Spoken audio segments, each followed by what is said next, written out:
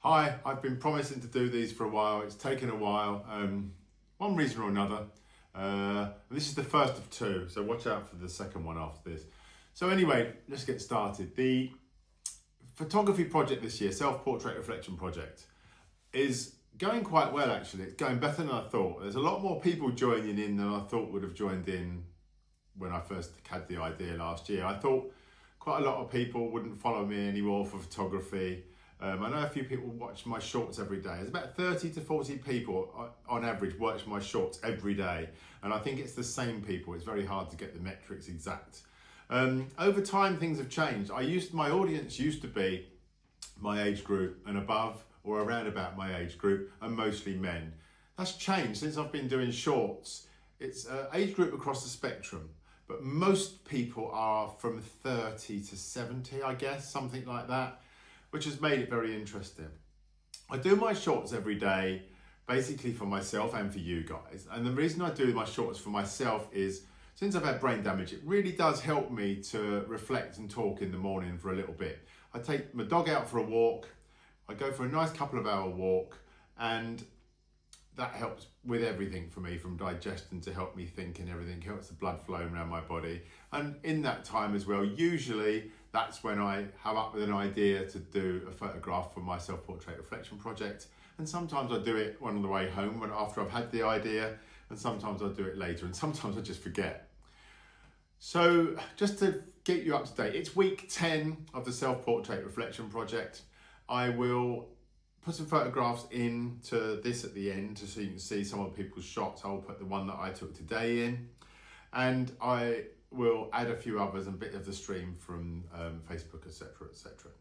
So first of all, thank you to all the guys that are taking part, and obviously if you're not taking part, you can take part in whatever project we decide to do next year. At the moment it's self-portrait reflection project because it follows on from my own one I did a few years ago, and I thought I'd just like to see the different photographs I've taken. I know a lot of people in the beginning weren't sure they could do it, and a lot of people didn't think they would be able to because of work commitments and family commitments and everything else. But when you work it out, a photograph is roughly 1/60th of a second, and you've only got to take 52 over the course of 12 months. Not a lot of time.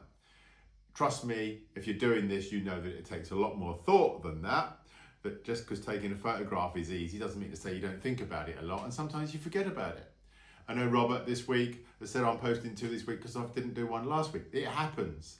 And also, you know, at the end of the day, when we used to do 365s and everyone used to do them on Flickr, etc., you didn't have a fast set of rules, except you had to do one every week, except when you were on holiday or away or something like that. You had the leeway of a couple of weeks.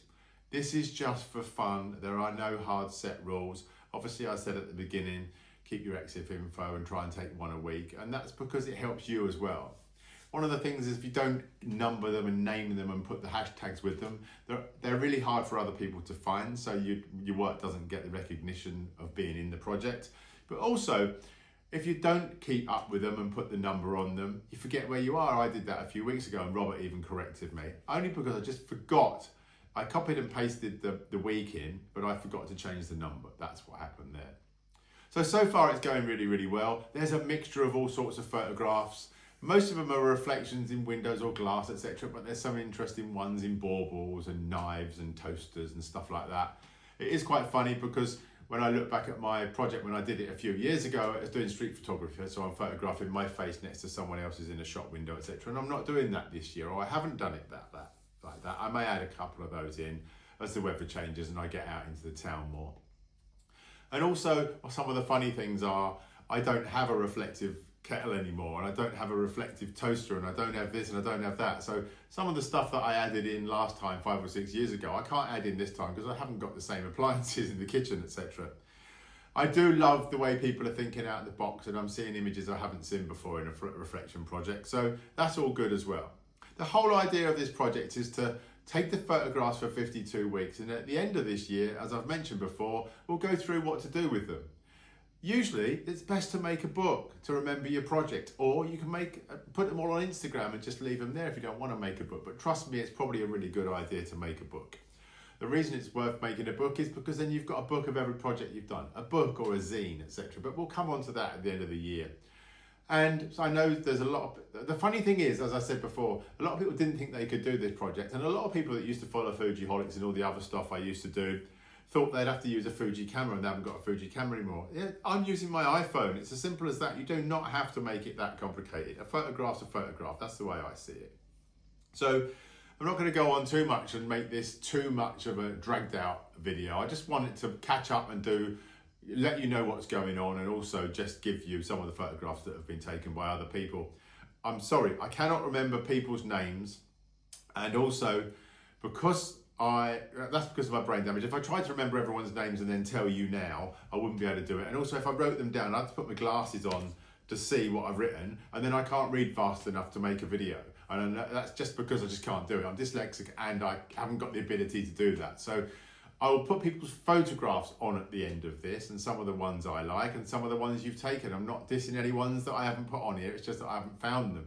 So if you put the hashtag in, Self-Portrait Reflection Project 2025 or whatever it is, I'll put those all below this as well. Then I'll usually be able to find them and I'll put them on there. And if you're in your Facebook group, then I'll be able to find them and put them on here as well. I can't put them all on. I'm just going to grab a few and put them on at the end. Anyway, thanks for watching. Thanks for taking part. If you are not taking part in this year's, don't worry about it. I'll put another project on for next year. Some years I may not even take part, but I'll keep an eye on what everyone else is doing and I'll make videos about it. And that's all part of it. Have a great week. Have a great weekend. The weather looks quite nice out there. I know that if you're watching my shorts, I talk about the weather quite a lot to start off in the morning, and that's just how I feel at the beginning of the day. But it's become quite funny. Maybe I should do a photography project on the weather next year. Who knows? Take care. See you on the next video.